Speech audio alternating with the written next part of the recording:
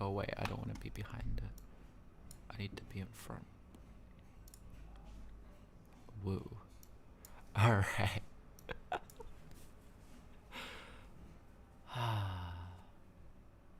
Human rights.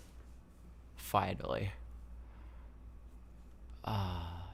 So what is the human rights? It's the thing that I'll be talking about. I'll be focusing specifically on sexuality. And hopefully the stream doesn't die after 5 minutes like the previous 2 times I've attempted this. Alright. So, where did it come from? That is a question that I'll answer.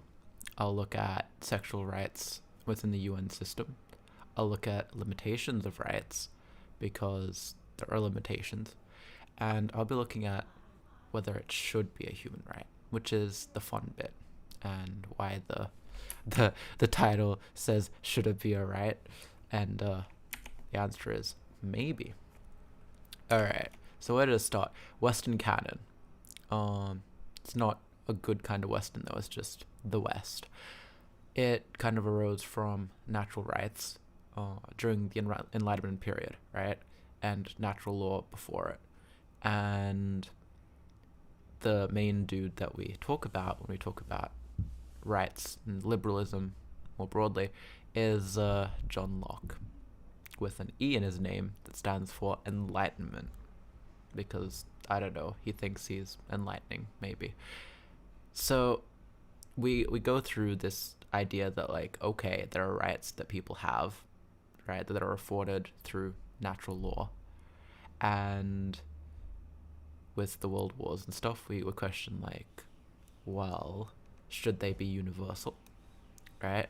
And we see stuff about the League of Nations mandate system being like, oh, the powerful nations have to protect the rights of the smaller nations.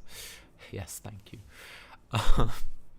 So we go through 2 world wars, and then we have the UN system that kind of goes and drops a big ass declaration and says universal rights for all humans. But then there's the question of how do we define human, which I'll get to later. Because that is a question. How do we define human? So discourses around human rights are a big thing, especially in the UN system. So sexual health is a questionable one, because, well, is it a right, or is it already built into other rights? And so people justified it through that. They're like, okay, well, sexual health, not sexuality though yet, just sexual health. So like condoms and stuff. Very poggers. So like essentially this whole like notion of sexual health being part of the right to like health took its course in the UN, and it wasn't without any argument, because, well, the Vatican exists. Funnily enough, in the initial like addition of like sexual health and stuff to the UN system, the US was actually a big proponent of it because of Bill Clinton. So yeah, he actually did slight good, I guess. Anyway, because it was justified around right to health though, it also focused heavily on reproductive health, right? And it's very heteronormative. So it's not really justifying right to, have your sexuality and enjoy, a fulfilling life, including everything that a human can experience. No, it was very tied to reproduction. And as noted, it's very heteronormative, which the Vatican and some other places that are very fundamentalist, they really pushed for it to be heteronormative, because if you can push for it to be heteronormative, you can kind of push people in the direction of, ooh, sex during marriage only, which I'm sure Christians are very happy about. But not everyone in the world's a Christian. Newsflash. Very surprising. And having a universal law based on Christianity is... maybe you shouldn't. That might be a bit of a hot take, but hey, not super hot. Yeah, there is construction work going on. But yeah, it's a whole thing of the UN having debates over it. So eventually, though, they did kind of establish sexuality rights, like within the past 20 years, because people kept campaigning for it, and we have the idea of, wait, do I have it in the next slide? Yes, here we go. Sexual citizenship. I didn't prepare, even though I've tried to do this twice.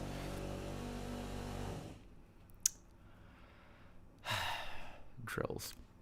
Alright, so essentially, though, we have sexual citizenship, which we can frame within the types of rights that it kind of affords as a reason. So we have negative rights. So stuff like you have a right to not be sexually coerced. I probably should have put a content warning for this, hey. Well, I'm gonna put that in the chat right now.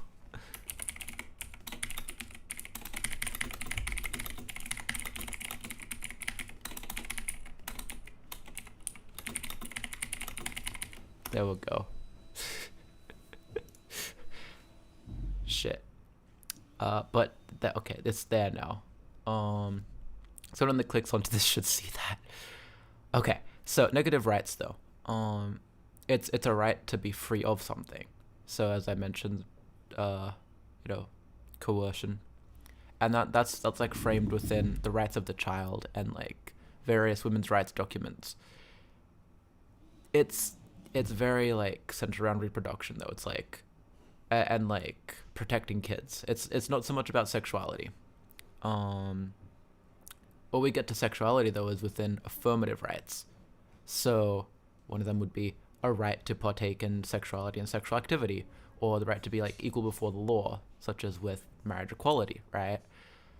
Which marriage equality is a bit of a misnomer, because actually it was specifically about gender equality, right? The right for different pairings other than just a man and a woman, right, to be married. It was for any combination of genders, right? But disabled people don't really have marriage equality, because you lose a lot of benefits if you get married, because you have a spouse now, so they can support you and the state doesn't have to support you. So it's not truly marriage equality, but it's shorthand for what we'd call same-sex marriage. But that's an affirmative right. And a tangent. So sexual citizenship then comes in as all right, well, people that are not cishet deserve rights too, maybe, perhaps, but why? You need to have a reason, right? And as is in the Western canon, we love nation states, right? So this idea of sexual citizenship comes in and is what if people... That's not the kind of banging I want in this stream, but that's okay. So we have this liberal democratic discourse of human rights and people having a reason for human rights. So there's kind of two angles to approach it from, one of them being sexual citizenship and the other being, biological determinism of, people are born this way, therefore you shouldn't try and change them. You should just give them rights because that's how they are, right? Which isn't very strong. Because if you say, biologically, I am, a gay trans woman, that's... People try to find ways to cure that, right? So, I don't like that. Yeah. I want to exist. So sexual citizenship comes in and is okay, well, what if actually gay people are just citizens of the state of gay, or citizens of the state of bi or pan or whatever sexuality label you want to use to describe yourself, right? What if we're just citizens of that? And so that's good because you're bringing in the nation state discourse, right? And that's pretty strong within liberal democratic discourse, right? And I do want to emphasize within, right? So it can be good, but it could also not be as amazing, right? So oh, I had another slide on sexual citizenship. Shit. All right. Let me actually check what slides I put in here. Okay, cool. So yeah, the main dude that came up with this idea, that really strengthened and like solidified this idea as its own thing, was Weeks with his 1998 paper titled "The Sexual Citizen," I believe. It's in the description, or it should be, because I'm pretty sure I did reference it.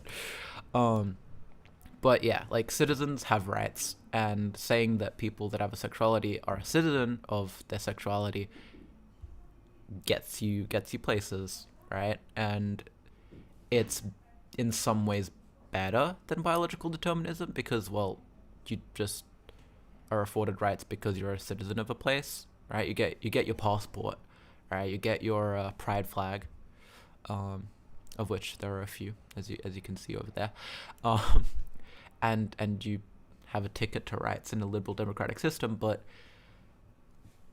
what about outside of it?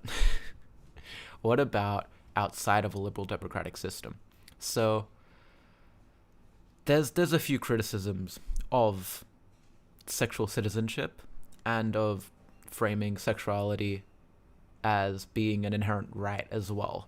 So the first one is a very materialist, very Marxist way of looking at it, which is that if you put a big label on something, if you say this is a right, you end up with, capitalists trying to cash in on that, right? Where radical movements get appropriated into capitalism and slot in neatly into consumption and get subsumed into this whole system of buy things, buy the gay games, right? Like, I kinda vibe with that, not fully though, because Marxism has issues, but like, that's the thing, right? Like, rainbow capitalism is undeniably a thing, and some people argue that framing sexuality and sexual health more broadly as a right is part of that rainbow capitalism. And so that's one ding against it, right? Like, should it be framed as a right if it means that we lose our radicalism, that we lose our subversion of heteronormativity by becoming part of a new norm, right? Is that a valid argument? Partly. I, again, don't fully vibe with it because, like, well, is not becoming part of the norm partly a goal? Like, I want to be able to walk down the street with my green ass hair and like weird ass voice and not be, hate crimed, but it does lose a bit of radical spark. So that's one argument. Another one is that, well, the next two arguments kind of tie into each other. So one of them is arguing that it's like based on experiences in the global north. So what would formerly be called the first world or developed world or whatever you want to call it. Global north is a better term, in my opinion. So it's like it's framed around this, right? But it still kind of is limited through its, like, the socioeconomic reality of individuals within the global north, right? Because, well, less well-off people exist, right? Like, not everyone is able to stay at home during a pandemic and make weird YouTube videos, right? Some people have to go work. And yeah, like, when you're existing within a system where you have to kind of play the game in a certain way, right? Like, you can't go away from your parents just like that, or your family, right? And you're, like, restricted in what sexual citizenship you can hold. by external factors, right? Like it's not so much the external factors in the sense of like I love drills. What a wonderful tool. Very useful. But it's like it's influenced by external factors that are not in your control, right? So how is it that sexuality exists when, like, sure you have the labels and sure you have the actual acts, right? Like, there, I think generally speaking, that no one is against calling certain acts, homosexual, for example, right? Like, but actually ascribing the label of like gay man or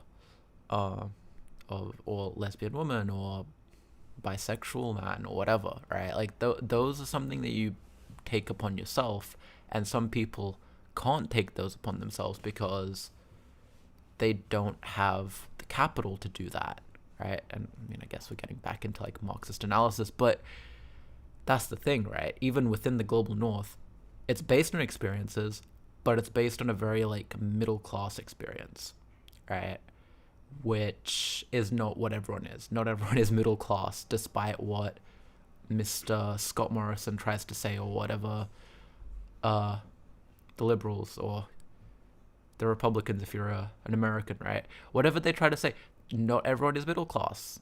And so basing things upon middle class reality, not good, right? So the other part of this criticism is that the global south, like that's a fun one. So the global south kind of doesn't have the same ideas of rights that the global north does, or specifically like within the liberal democratic tradition, right? So it's kind of fitting that a sexuality and human rights stream would have banging in it, but hey. So the global south comes from a different tradition of, well, philosophy, which is not inherently like, oh, it's incompatible or like, oh, it's wrong or anything. It's just different, right? And to try and frame it as like, oh, this Western idea of universal rights is the right way. Yeah, that's what is often called neocolonialism, right? And so if you're trying to increase awareness of like diverse sexuality and the diversity of gender and sexuality within the human experience, you can't just be like, okay, we need to base it on Western human rights. Like, it's not gonna work. You have to actually use the ideas that exist within that culture and synthesize them. Like it's a whole thing, right? Sexual citizenship doesn't reflect the reality of sexuality and sexual health outside of a narrow range of experiences, right? More banging. Okay, so let's go harder on that criticism then. So why else shouldn't we so let's go deeper on why it shouldn't be framed as a human right. Well, citizenship, as I mentioned before, is all about the nation state, right? And in a surprise to some people that might comment on YouTube, nation states have not always existed. Nation states as a concept are from like the past few hundred years, especially in the West, right? So to frame something as like, because like sexuality's been with humans for a very long time, right? And to frame it in terms of nation states is like, well, do we want to frame it in terms of nation states? Right? And then what about people that exist outside of nation states, right? There are like a bunch of wars going on. There are many active war zones in the world right now. And the people that exist in these war zones, the people that exist within civil wars, right? What the fuck does a right mean to them, right? Like, it's just kind of like, ah, yes, I'm so glad that the UN says that I have a right to fuck a man, right? Like, that's just, who cares what the UN thinks, right? And so, in order to kind of afford these people their existence, to, have them be people, we can't just frame stuff as citizenship, right? And we can't frame stuff as just human rights, because, again, maybe human rights aren't universal, right? Maybe they can't apply when you're in a war and no one's there to enforce them. Because, okay, you've gotten through the war, the enemy's been punished for the crimes against humanity they've committed. Does that actually achieve anything, right? Does knowing that, look, does knowing that you have rights help a gay person that is stuck in a work camp, right? Does that help them in any way? Not really. So why are we using this idea, right? So that's the fact that people exist outside of a rights-based system kind of is like, well, maybe we need to rethink the system a little bit. Maybe we need to reconfigure it a little, right? Then, rights-based discourse itself has issues because of what it's based in, right? Where it came from is that it came from a Western canon, a Western tradition of natural law to natural rights to human rights. So inherently, we're looking at what it means to be human, right? And historically, that's been in flux, right? Like in the 1800s, during the height of colonialism, these white Westerners were doing awful shit to justify why they didn't have to respect the rights of these other people because they didn't consider them human, right? Like, if we're giving rights to humans, then we need to be very careful about defining human, and as history has shown, people aren't always careful about that definition, right? Like, that's a whole issue. And so even the idea of the self, right, and of identity, that's a fluid idea. And so to entrench it as okay, we have a human right to sexuality, right? What is it based around? If it's being justified by sexual citizenship, then you're kind of tying it to labels that might not exist in 100 years, because the label of homosexual was created in the 1870s, right? And heterosexual came later even. These acts and stuff, the I don't want to get into essentialism, but let's take it for granted for a second that some essence of sexuality, some existence of what sexuality exists, that's kind of been here for a while without a label, and then you label it, right? 1,500, 2,000 years ago, there was a Greek word that described a certain act, a certain form of homosexuality that was negative, right?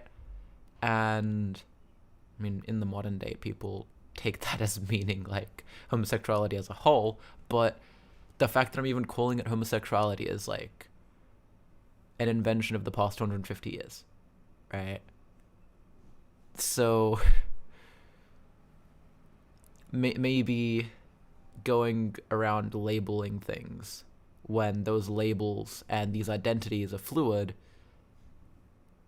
we shouldn't be basing rights around that. Maybe rights as a whole is not the right way of framing things, right?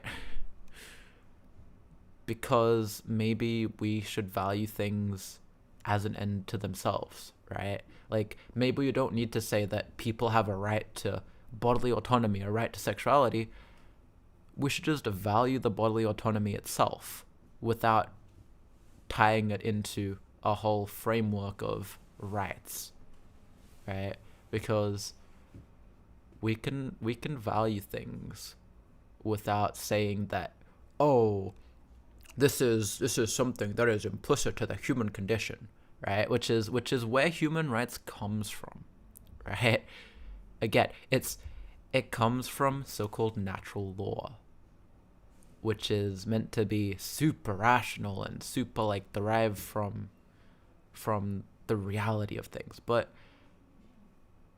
is that necessarily the right way of framing things? Because again, we're humans, right? And we have brains, and we can value things without having to say, oh, it's only natural that we value these things. Maybe in like 200 years we won't value bodily autonomy or sexual rights and stuff, and that's okay, right? Like, but we can have values that change over time, and judging people in the past as being like less advanced as us, or like bigoted or whatever, well, I by the standards of our time, sure, by the standards of their time, that's a whole other argument.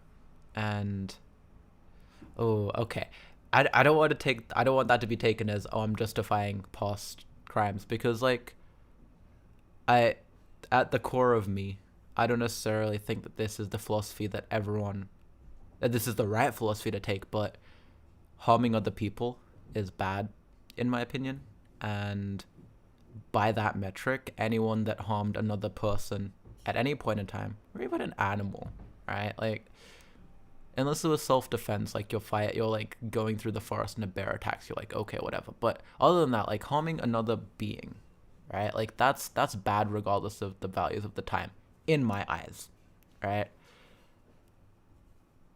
But if we're taking a very like highfalutin philosophical approach, like values change over time, and there is no guarantee of positive progress, because positive, right, beneficial, these are human constructs, right?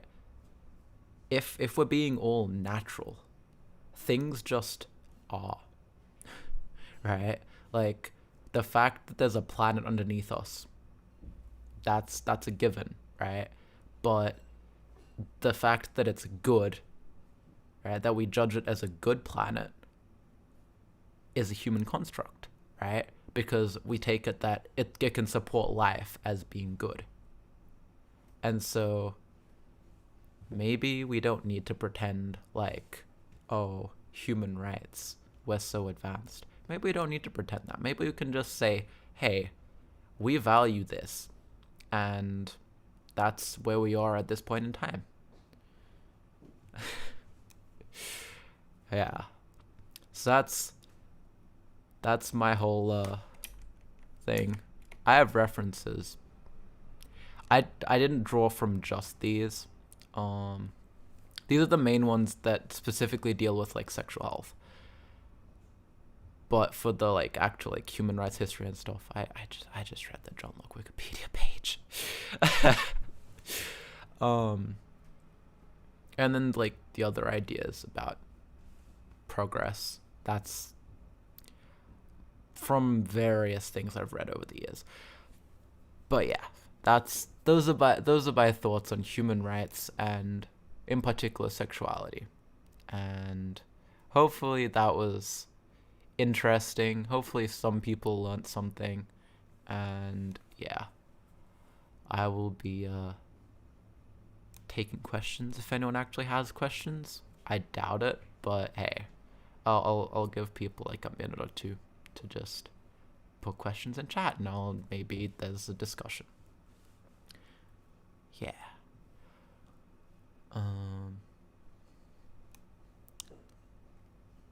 So what's the deal with construction? Hey. God, my parents are like cleaning up a corridor in our house and making noise, and I have helped them do stuff. It's not like I just came here to sit down and do a stream, but they were covering up a hole in the wall, and making loud noises while doing so, which is kind of annoying. But I got to make multiple jokes about banging, so who's the real winner here? Alright. I'm gonna wait another 10 seconds. Again, I don't think anyone really has questions. But that's okay. Alright. Thanks everyone for watching, and I will probably see you in either a short or me playing Smash, because that's the other thing I've been streaming recently. Alright.